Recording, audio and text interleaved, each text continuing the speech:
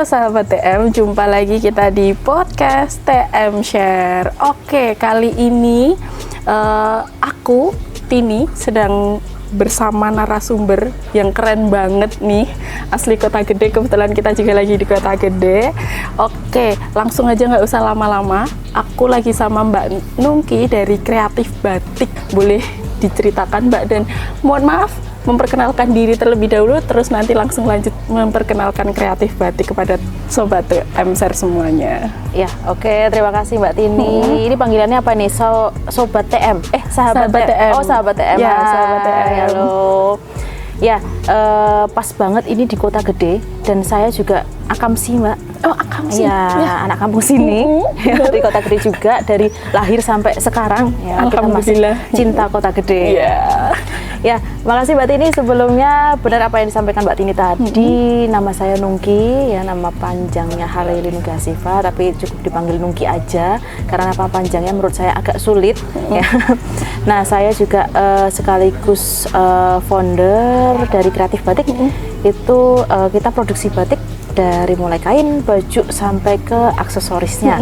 Nah, itu mungkin apa nih Mbak Tini, cerita sedikit gitu Mbak? Boleh oh Mbak, ya, diceritakan biar sahabat. Jadi dulu mulainya itu waktu sebetulnya jualan dulu sih Mbak. Oh, jualan. Jadi jualan dulu itu sudah mulai dari kelas 4 SD teman-teman. Kelas 4 SD, waduh itu kelas 4 masih SD. kecil ya Bu ya. Betul, jadi kelas 4 SD itu kita itu mindsetnya itu sudah kayaknya enak nih kalau punya duit nggak usah dikasih sama orang tua. Karena saya anak kedua dari 4 bersaudara, otomatis orang tua saya itu ngeragati gitu ya, ngeragati anak ki oke gitu Mbak, sampai 4 dan semuanya masih sekolah semua karena selisih sedikit. Nah, akhirnya kelas 4 itu saya melihat peluang itu ketika teman-teman pada jajan Mbak. Nah, ketika teman-teman jajan itu kepikiran gitu idenya. Ini kayaknya saya bisa deh bikin kayak gini gitu kan. Ini dijual nih mesti laris karena teman-teman saya jajannya kayak gini. Nah, terus akhirnya singkat cerita jualan sampai kelas berapa ya itu? Waktu itu kelas 5. Karena kelas 6 kan sudah mau, kalau dulu kan Eptanas namanya Mbak, ujian akhir nasional namanya Eptanas. Itu memang kita fokus sekolah gitu kan. Kelas 6. Bukan jualan terus nggak fokus sekolah sih enggak, cuma untuk selingan biar lebih fokus kita berhenti kelas 5 SD. Nah, akhirnya terus SMP, karena SMP itu sudah apa ya, kayaknya ini ya udah mau apa ABG gitu ya, jadi ada rasa malu untuk jualan. Ada rasa malu, minder gitu. Aduh kayaknya nggak banget deh kalau jualan. Nah, akhirnya stop itu Mbak. SMP itu kita nggak jualan Mbak. Nah, terus SMA. Mulai lagi di SMA gitu. SMA juga nggak mulai. SMA nggak mulai. Karena SMA saya itu, kalau SMP kan swasta Mbak. SMA itu saya di negeri. Di negeri saya kepikiran, saya lihat teman-teman bukan apa-apa gitu ya Mbak, bukan apa, tapi kok banyak yang jalan kaki, banyak yang naik sepeda gitu loh Mbak. Jadi kepikirannya itu malah kayaknya kalau jualan nggak laku nih gitu.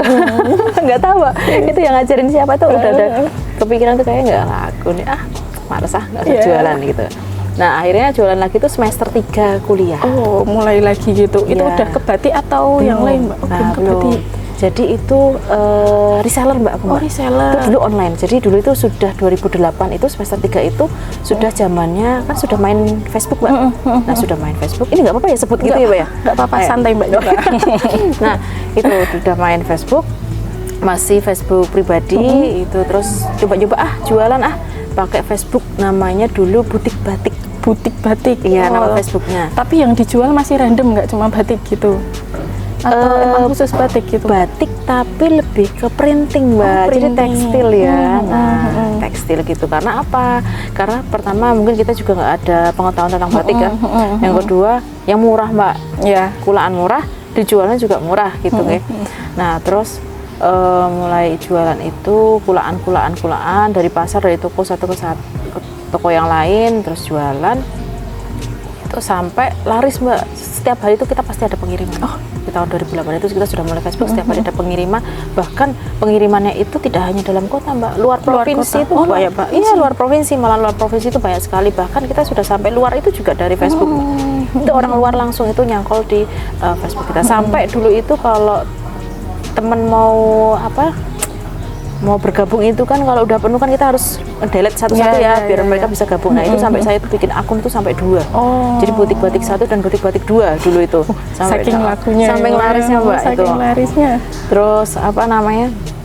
Setelah itu baru deh kepikiran 2010 itu dari 2008 sampai 2010 saya juga sempat jadi tentor les privat bahasa Inggris juga sih Mbak, sempat jadi marketing suatu IO juga gitu. Nah terus kepikiran juga kalau jualan itu reseller, tapi jangan disalahartikan gitu ya Mbak. Jadi dulu itu hanya pengalaman pribadi, pribadi saya bahkan ketika kita jualan reseller itu kayaknya ini antara surga dan neraka deh gitu kalau dulu itu saya. Karena apa? Ketika nge-reseller satu merek dengan merek yang lain kita jual itu kan pasti ditanyain bagus nggak Kak? Bagus nggak sis? Luntur nggak Kak? Nah kita jawabnya apa? Ya pasti kita mengunggulkan produk kita secara nggak langsung ya. Insya Allah enggak Kak. Oh enggak Kak, gitu-gitu kan. Nah itu di situ kayaknya kok kurang sreg gitu ya pas jualan gitu. Ya udah akhirnya terus 2010 belajar produksi. Oh ini berarti 2010 udah produksi sendiri, udah mulai sendiri. Baru belajar aja Mbak. Baru belajar produksi. Terus 2011 saya mulai untuk mengumpulkan apa yang sudah kita produksi Mbak. Mulai mengumpulkan satu-satu kan karena prinsip saya kalau jualan itu stoknya harus banyak.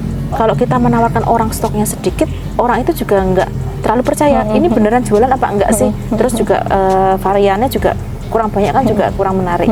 Tuh jadi 2010 belajar produksi. 2011 itu saya mencoba untuk melegalkan usaha. Jadi saya sudah punya akta usaha itu Mbak. Akta notaris itu 2011 karena kepikiran saya gini, saya pengen suatu saat usaha ini akan menjadi besar dan tidak hanya orderan itu hanya person orang-orang gitu per orang, tapi saya pengen ke instansi-instansi. Nah makanya saya tak aktakan notaris NPWP juga Mbak. Nah tapi mulai intens jualan itu justru di 2012. Oh berarti setahun kemudian setelah legal semuanya baru PD gitu ya baru PD betul, gitu. Betul. Nah itu udah mulai udah mulai ada motif-motif sendiri nggak Mbak? Karena kemarin aku sempat ngintip-ngintip di webnya juga, itu kreatif batik kan terkenal dengan motif batik abstraknya gitu kan. Nah itu udah lahir di 2012 atau setelah itu Mbak? Ya, jadi itu sudah dari 2010 itu ketika saya memutuskan pengen produksi sendiri, saya sudah pakai konsep itu Mbak. Oh, konsep abstrak itu ya? Abstrak kontemporer. Jadi kontemporer itu kan antara perpaduan antara modern dan klasik gitu Mbak, makanya disebut kontemporer. Nah kemudian ada abstraknya itu yang versi kuas gitu Mbak. Jadi ada motif, ada versi kuas, nah itu abstrak kontemporer gitu. Nah terus kenapa pilih itu? Karena pertama saya memang tidak mau motif yang seperti orang tua zaman dulu. Toh misalnya kita jualan yang zaman dulu itu waktu 2010 saya kepikiran gini, pasti saya akan kalah saing dengan yang batik-batik yang sudah duluan mulai. Terus ada lagi alasannya kenapa? Karena saya itu untuk HPP dan untuk waktu ya, kecepatan waktu itu memang lebih cepat yang versi modern ini Mbak daripada yang klasik gitu kan. Otomatis kalau cepat jadi lebih murah juga, kita juga tidak terlalu ngoyo untuk jualnya dulu Mbak, kepikirannya kayak gitu dulu. Terus lebih cepat untuk jualnya untuk jadi duitnya gitu. Akhirnya ya udah kita pakai abstrak kontemporer. Oh berarti itu prosesnya beda ya Mbak kayak batik tradisional gitu? Sama Mbak, sama. Jadi sama-sama tulis. Yang membedakan hanya kerumitan motif dan kerumitan warna. Nah itu yang membedakan. Jadi kalau yang klasik itu kan otomatis kan dia lebih rumit, warna juga lebih rumit, dia kan lebih lama prosesnya, makanya dia dijual kan bisa lebih mahal, lebih tinggi harganya. Cuma kalau kita yang versi modern kan lebih simple. Nah jadi ya HPP itu juga harga pokok produksi kan nggak terlalu tinggi. Makanya kita jual juga bisa cepat karena saya juga masih newbie banget kan Mbak di dunia batik. Nah itu tadi kan pasti tantangan terbesarnya saingan sama yang batik-batik lebih dulu itu tadi. Nah itu gimana Mbak Nunki ngadepin itu sih gitu biar tetap bisa sustain sampai sekarang. Jadi kalau ngomongin soal usaha gitu ya, itu memang pasti tantangannya kan banyak ya, kompetitor gitu ya. Yang dari teman mungkin jadi kompetitor itu kan juga banyak banget Mbak, apalagi di Jogja di pusatnya industri kreatif malahan. Banyak sekali sarangnya di sini. Betul. Jadi kalau dulu memang saya punya konsep itu itu seperti kayaknya limited edition gitu Mbak. Nah, jadi kita memegang teguh bahwa kita itu konsisten dengan konsep kita awal. Nah, setelah konsistensi itu bukan berubah, enggak berubah, tapi kita melihat pasar itu pengennya apa sih? Nah, pasar itu pengennya yang bagus, tapi dia bisa di mass product misalnya gitu Mbak. Nah, berarti artinya apa? Batik tulis ini bisa untuk seragam, otomatis dengan harga yang affordable. Nah, gimana caranya harganya affordable? Mengurangi kualitas? Enggak. Kualitas tetap Mbak. Kalau kualitas berkurang itu konsumen juga akan pintar jeli. Ternyata ini sekarang udah jelek nih, gitu kan. Harganya bisa murah tapi jelek. Nah, itu kan kita juga tidak mau seperti itu. Nah, makanya kita jaga si produk ini, terus kita juga inovasi ke pemasarannya Mbak. Nah, maksudnya inovasi pemasaran itu bentuknya produk itu juga termasuk kan inovasi pemasaran. Mau misalnya yang tadinya besar-besar menjadi agak lebih kecil dengan kualitas yang sama, itu kan juga inovasi di pemasaran juga. Kemudian jalur pemasarannya juga, misalnya yang tadinya hanya jual retail, sekarang kita ada paket bundling nih, nah gitu-gitu Mbak. Itu kan juga termasuk dari inovasi pemasaran. Kemarin aku sempat lihat ada hampers ya Mbak ya, hampers lebaran, terus juga hampers sehat. Ya. Itu pas pandemi ya Mbak. Ini sanitizer sama batik, itu menurut aku menarik, memadukan batik sama dunia kesehatan, istilahnya kayak gitu. Itu kok sampai kepikiran kayak gitu tuh gimana Mbak? Nah, itu berarti kan kita membaca peluang pasar itu mereka butuhnya apa. Nah, kalau yang pas di lebaran itu memang pas lebaran pas covid lagi itu kan orang tidak akan beli secara offline, misalnya online aja ini. Online ini terus dikirim langsung ke alamat penerima, gitu kan Mbak. Kayak dulu itu waktu online itu juga kita lebih banyak ke ordernya itu ngerjain yang pada Zoom meeting atau mungkin ada pelatihan itu, pelatihan kan meeting Zoom semua tuh Mbak, online semua. Nah, itu kan pasti di setiap kegiatan seperti itu kan ada souvenir Mbak. Nah, itu kita menyediakan souvenirnya yang bisa dikirim ke alamat langsung Mbak. Jadi misalnya nih mereka pesen 200 atau 300 souvenir hampers gitu ya, itu juga kita kirim ke 300 alamat itu Mbak, alamat yang berbeda-beda. Berarti langsung ke penerima. Betul. Jadi mereka itu istilahnya itu Mbak, kalau dropshipper. Nah, itu Mbak, kita sampai melayani kayak gitu. Tapi dropshippernya kan kita ke instansi ya kan, instansi order ke kita ngedropshippernya ke teman-teman yang tadi sudah sama instansi tadi. Iya benar. Itu berarti salah satu bentuk kolaborasi juga ya Mbak, atau? Iya, itu juga kolaborasi juga Mbak, betul. Kemudian yang sehat tadi itu karena ya dalamnya ada hand sanitizer sama ini, dan itu pun kita juga kolaborasi Mbak. Kolaborasi itu Mbak. Jadi kayak hand sanitizer atau hand shopnya itu juga kolaborasi dengan salah satu teman-teman yang ada di farmasi gitu kan Mbak. Nah, itu nanti perizinan hand sanitizer sama itunya perizinan mereka, cuma nanti di dalamnya ada diselipin nama kreatif batiknya, di labeling ininya di luar yang hand sanitizer itu ya. Nah, sekarang nih Mbak, kalau ngomongin kolaborasi, masih banyak nggak sih Mbak kolaborasi kayak gitu yang dilakuin sama kreatif batik? Ya, pernah juga sih Mbak. Jadi kita kayak kalau kolaborasi itu seperti by project gitu ya. Jadi pas tema apa nih, kayak misalnya pernah juga kita mau lebaran, kita hampersnya dengan kolaborasi dengan produk kulit, itu pernah Mbak. Itu jadi artinya kolaborasi ini kan kadang ada yang menyalahgunakan, ini barangnya saya bawa kok ini kolaborasi. Bukan seperti itu. Kolaborasi itu sama-sama 50-50 mempromosikan gitu. Saya mempromosikan produk mereka di Instagram gitu ya gampangnya. Mereka juga akan mempromosikan produk kita di Instagram gitu. Jadi bukan terus produknya Mbak Tini nih tak bawa kolaborasi gitu. Tapi Mbak Tininya sendiri juga nggak mempromosikan itu. Iya, itu kan juga bukan kolaborasi. Menurut saya sih kayak gitu Mbak. Benar.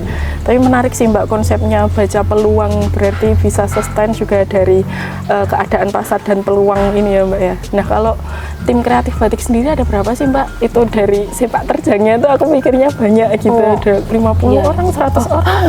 Amin gitu ya Mbak, amin. Jadi kita kan ada inti Mbak, ada yang inti juga ada, kemudian mitra-mitra itu juga ada. Artinya mitra itu ketika kita mitra itu dipegang untuk misalnya nyanteng gitu kan, mitra-mitra. Cuma nanti untuk pewarnaan, finishing itu misalnya kembali ke kita. Nah, gitu sih Mbak. Jadi inti ada, kemudian mitra ada. Itu berapa Mbak totalnya? Kalau yang inti itu kita 12 Mbak. 12. Iya, tapi kalau yang mitra-mitra itu memang kita tidak terus ini, karena biasanya setiap PIC itu nanti mereka punya beberapa teman-teman orang yang di bawahnya, gitu. betul. Kemudian mitra lagi seperti ini, saya punya desain gitu. Cuma saya udah kewalahan kalau saya bikin sendiri. Nah, nanti kita mitrakan. Ini gini, tapi ini desain saya, jadi memang tidak boleh keluar. Nah, seperti itu Mbak. Misalnya nih, apa ya itu kayak tadi kelebihan order atau apa itu kan. Terus nanti dari desain itu nanti kembali lagi ke kita, nggak boleh untuk Orang keluar. lain Ya, gitu. ya itu karena nanti misal ya ada yang percaya atau enggak gitu ya namanya ini ya kita kepercayaan aja sih. Saling percaya Saling gitu percaya ya Mbak aja. ya.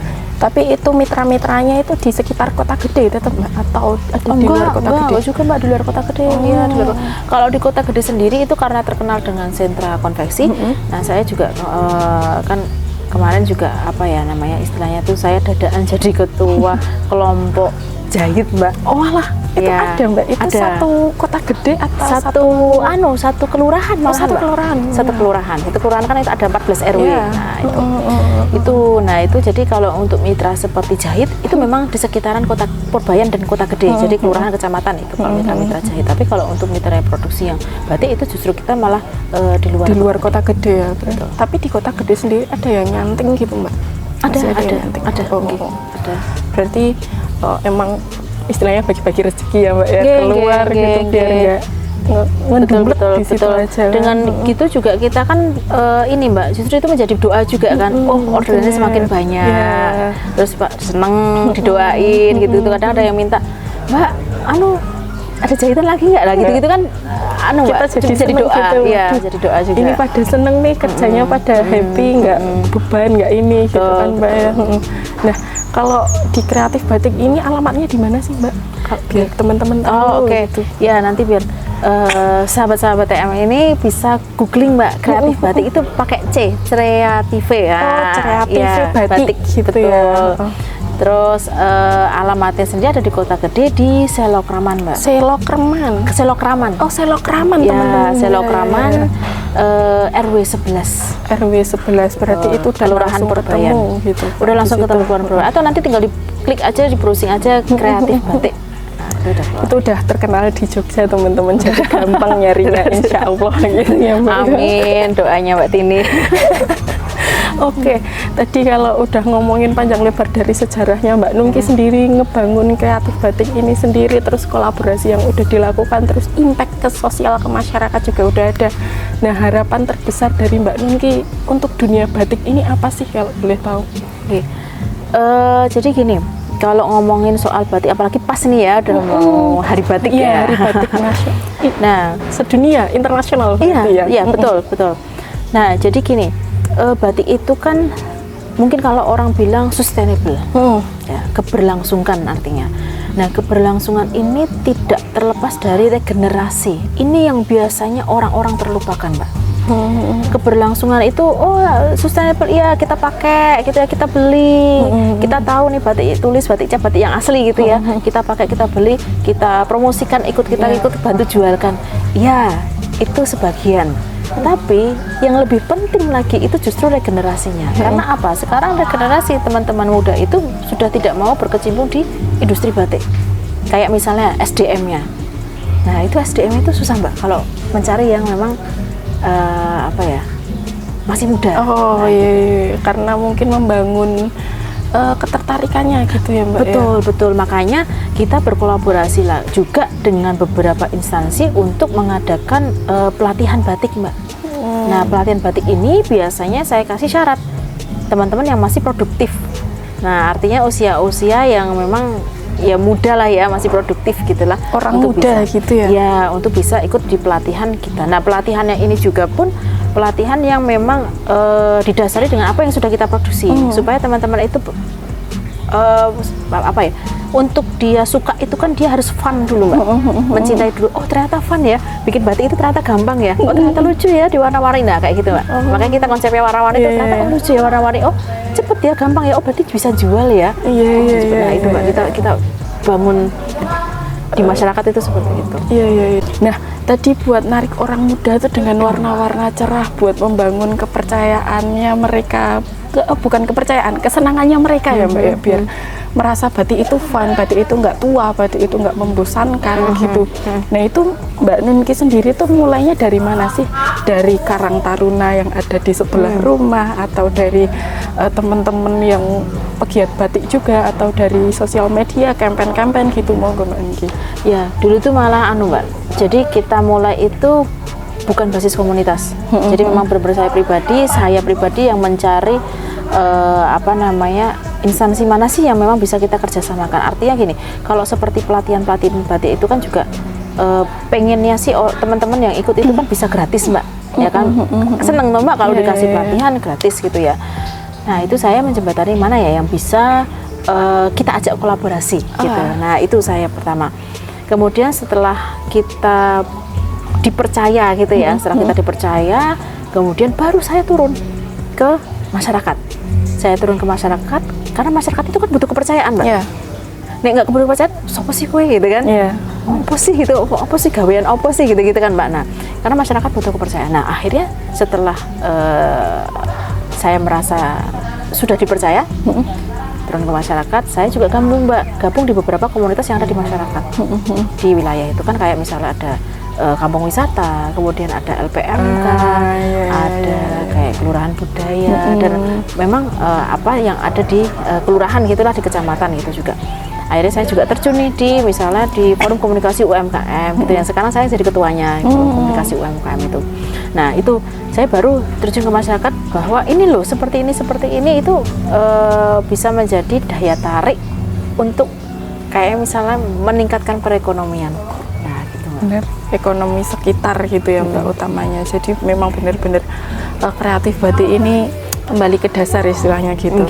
Ya kan Mbak, kita memberdayakan masyarakat sekitar, organisasi-organisasi sosial juga gitu. Pasti udah banyak yang bersyukur ada kreatif batik di Insya Allah, Mbak. Di kota gede di Yogyakarta ini, karena memang banyak impact yang dirasakan oleh masyarakat gitu ya Mbak ya. Nah Mbak Nunki, sebelum kita tutup nih, Mbak Nunki ada pesan-pesan nggak buat teman-teman di luar sana menyambut Hari Batik Internasional, atau buat generasi muda yang ada di luar sana untuk mencintai batik, atau pesan-pesan kata-kata hari ini mungkin ya Mbak Nunki. Quote of the day gitu ya Mbak. Jadi gini teman-teman, mungkin sahabat-sahabat Teras Mitra yang mungkin memang masih dirasa muda gitu ya, dirasa muda. Itu memang selain pakai, kemudian selain beli produk batik, itu teman-teman juga harus paham bahwa batik itu apa sih ya, gitu yang pertama. Jadi tidak hanya sekedar ikut-ikutan, oh trennya lagi pakai batik nih yang seperti ini seperti itu. Nah, tapi teman-teman ini harus paham, oh batik itu prosesnya itu ternyata rumit ya. Maksudnya harus kesabaran. Nah, bukan rumit sih, tapi harus sabar. Nah, harus sabar, harus telaten. Nah, seperti itu yang memang dibutuhkan teman-teman muda ini untuk dikampanyekan, Mbak. Selalu dikampanyekan. Walaupun kita sudah selalu mengedukasi ya, setiap jualan mungkin, atau mungkin di di luaran kita selalu mengedukasi, tapi kita butuh anak-anak muda ini yang memang kampanyenya itu kan lebih manjur gitu ya Mbak ya, kalau digerakkan semangatnya. Iya, nah itu kita memang membutuhkan sekali anak-anak muda ini untuk kampanye batik yang asli itu seperti apa sih. Nah gitu loh. Jadi itu aja sih sebetulnya, itu kan sesuatu yang mungkin teman-teman biasa lakukan gitu ya, kampanye-kampanye apa. Nah itu coba nanti bisa dikampanyekan, disupport gitu ya, dibantu untuk kampanye-kampanye yang tentang batik asli itu seperti apa gitu. Nah kemudian nanti teman-teman nanti juga coba belajar produksi batik itu kayak apa toh. Nah itu karena tidak rumit atau yang dipikiran kita gitu ya Mbak ya. Coba kalau teman-teman sudah ini nyemplung itu udah fun, itu pasti seneng gitu ya. Apalagi tadi teman-teman punya konsep sendiri, punya desain sendiri, punya visi misinya kan sudah sendiri ya nanti ya. Yang penting itu batik asli gitu. Nanti teman-teman juga semakin tergugah itu untuk berkecimpung di dunia batik. Oke, berarti intinya masih perlu lebih banyak energi orang muda gitu ya Mbak ya, untuk dunia batik ini biar makin dikenal, makin banyak melahirkan motif-motif baru, warna-warna yang lebih fun, terus energi-energi baru gitu ya Mbak ya. Oke, jadi buat teman-teman yang merasa orang muda atau orang muda yang ada di luar sana, sahabat TM semua, kita masih memerlukan energi kalian untuk ikut melestarikan batik, ikut mencintai batik. Nanti buat sahabat TM semua yang kepo bisa langsung DM Instagramnya Kreatif Batik. Boleh. Atau langsung ke websitenya juga Kreatif Batik, itu ada, teman-teman tinggal search aja. Nanti kalau base-nya di Jogja mau main sangat-sangat boleh di daerah Kota Gede, tadi udah disebutin alamatnya di Purbayan ya Mbak ya. Betul. Nanti tinggal search aja, atau teman-teman mau lihat produknya, ngintip-ngintip juga boleh, itu di Instagramnya itu kebetulan Kreatif Batik sangat aktif, itu banyak sekali. Teman-teman pasti tertarik, saya pribadi juga tertarik karena warnanya lucu-lucu. Nanti kita bisa sambung lagi ke Mbak Nunki, kita bisa mungkin datang ke Kreatif Batik langsung buat lihat. Jadi resellernya juga boleh Mbak? Oh boleh, mau banget. Buat teman-teman yang mau jadi reseller juga boleh, nanti tinggal langsung kontak aja gitu ya. Ya. Kalau yang tertarik gitu. Oke teman-teman, karena obrolan kita sudah ngalor ngidul, waktu juga sudah lumayan panjang. Mungkin sampai di sini dulu Mbak Nunki. Terima kasih banyak atas waktunya. Sama-sama. Sudah mau diganggu, sudah mau sharing energi positif, cerita baik dari Kreatif Batik yang udah dilakukan sama kita semua di sini. Jadi sampai di sini dulu, sampai jumpa di episode selanjutnya sahabat TM. Dadah.